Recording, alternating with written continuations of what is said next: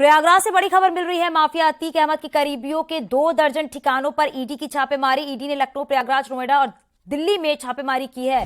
सूत्रों के मुताबिक छापेमारी में संवेदनशील दस्तावेज और कंपनियों में लेन देन से जुड़े कागजात बरामद हुए हैं। आज लगातार दूसरे दिन भी ईडी की छापेमारी, ये कार्रवाई देखने को मिल रही है। अतीक से जुड़े रियल एस्टेट कारोबारियों के ठिकानों पर छापेमारी चल रही है। सूत्रों के मुताबिक बेनामी संपत्तियों की जानकारी मिली है। अतीक अहमद के रियल एस्टेट कारोबार से जुड़े करीबियों के ठिकानों पर दूसरे दौर की छापेमारी की जा रही है। सूत्रों के मुताबिक ईडी ने प्रयागराज और लखनऊ समेत आधा दर्जन शहरों में अतीक की 100 करोड़ से ज्यादा की संपत्तियों का पता लगाया है। प्रयागराज, लखनऊ और नोएडा में अतीक की 3 बेनामी संपत्तियों को चिन्हित कर लिया गया है। ईडी जल्द ही इन संपत्तियों को जब्त करने की तैयारी में है।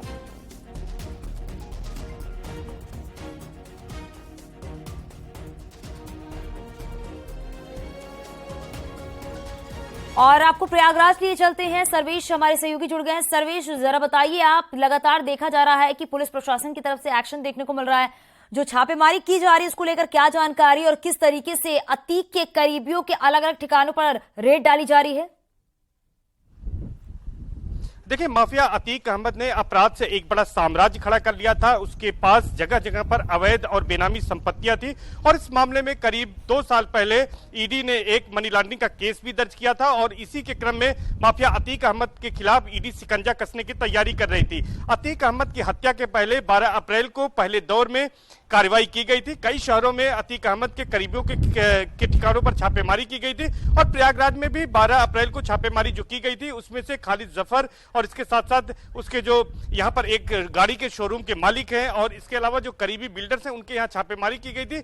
बड़ी मात्रा में कैश बरामद किया गया था, ज्वेलरी बरामद की गई थी और तमाम बैंक खातों के डिटेल्स बरामद किए गए थे। उसके बाद ईडी की यह कार्रवाई लगातार चल रही थी और इसके अलावा अतीक अहमद की करीब 100 करोड़ से ज्यादा की संपत्तियों को चिन्हित किया गया था। माना यह जा रहा है कि कल से जो कार्रवाई चल रही है लखनऊ, नोएडा, प्रयागराज, इसके साथ साथ दिल्ली में, इसमें अतीक अहमद के कई करीबियों को निशाने पर ईडी ने लिया है और जो पिछली कार्रवाई हुई थी उसी के आगे के क्रम में यह कार्रवाई की जा रही है।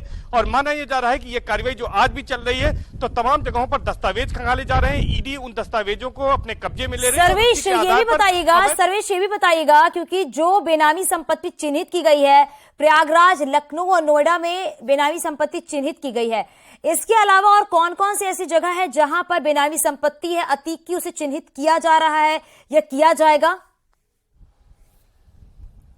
देखिए, निश्चित तौर पर अतीक अहमद की जो संपत्ति है उसको लेकर एक तरह से जंग छिड़ी हुई थी क्योंकि तमाम बेनामी संपत्तियां करीबियों, रिश्तेदारों और नौकरों के नाम थी। कहा तो यह जा रहा है कि अतीक अहमद का जितना बड़ा साम्राज्य था सिर्फ 1/3 उसके परिवार के पास था, बाकी 2/3 जो बेनामी संपत्तियां थी वो नौकरों के नाम पर या करीबी और रिश्तेदारों के नाम पर थी।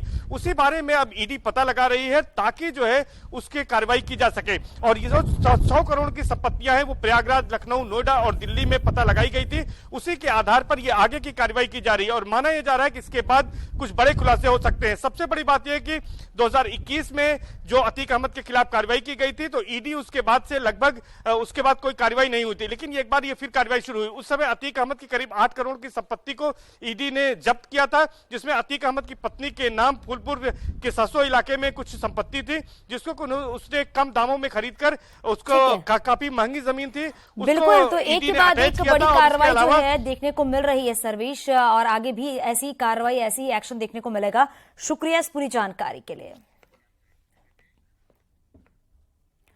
हापुड़ में गढ़मुक्तेश्वर कोतवाली क्षेत्र के हसीनापुर सेंचुरी इलाके में वन विभाग के जंगलों में आग लग गई और देखते ही देखते आग फैलती चली गई। तेज हवाओं के चलते जंगल में आग तेजी से फैलती चली गई।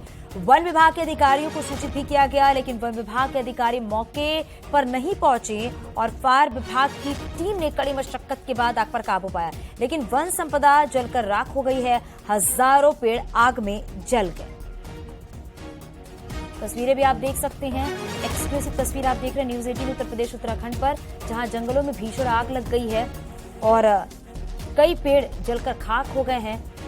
इस आग की वजह से कई पेड़ इसकी चपेट में भी आ गए हैं।